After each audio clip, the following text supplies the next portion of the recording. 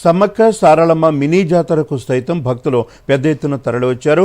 మాఘశుద్ధ పౌర్ణమిని పురస్కరించుకుని జరిపే ఈ జాతర 3 రోజుల పాటు అంగరంగ వైభవంగా జరిగింది.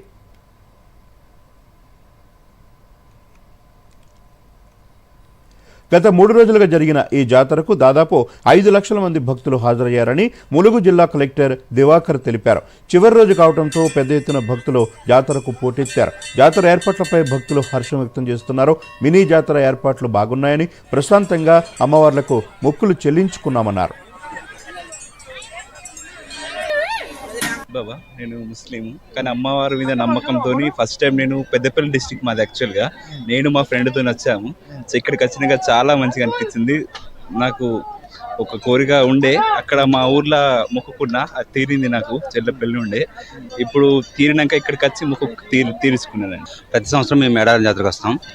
మా అమ్మాయి మొక్కు కోసం ఈరోజు రావడం జరిగింది. ఇంటర్మీడియట్లో మంచి మార్కులు రావడానికి మొక్కుకున్నాం. మొక్కు తీర్చుకోవడానికి ఈరోజు రావడం జరిగింది. మేము ఎవ్రీ ఇయర్ వస్తుంటాం. మనకు 2 yearsకి ఒకసారి జాతర జరుగుతుంది కదా. ఈసారి మినీ జాతర అని చెప్పేసి చేయడం వల్ల మేము ఈసారి వీకెండ్ కాబట్టి మా ఫ్రెండ్స్ తోటి అందరం వచ్చాం.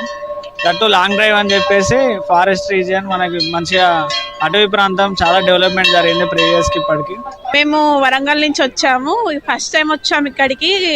అంటే మినీ మేడారం జాతర అని విన్నాము, కాకపోతే లాస్ట్ డే మనం మిస్ కావద్దు అని మేము ఫ్రెండ్స్ అందరితో కలిసి వచ్చాము. చాలా బాగుంది ఇక్కడ వ్యూ. ఇక్కడే జంపన్న వాగు కూడా చూసి వచ్చాము, అది కూడా చాలా బాగుంది. మేము ఎప్పుడైనా ప్రతి సమ్మక్క జాతర అంటే 2 సంవత్సరాలకు ఒకసారి జరుగుతుంది.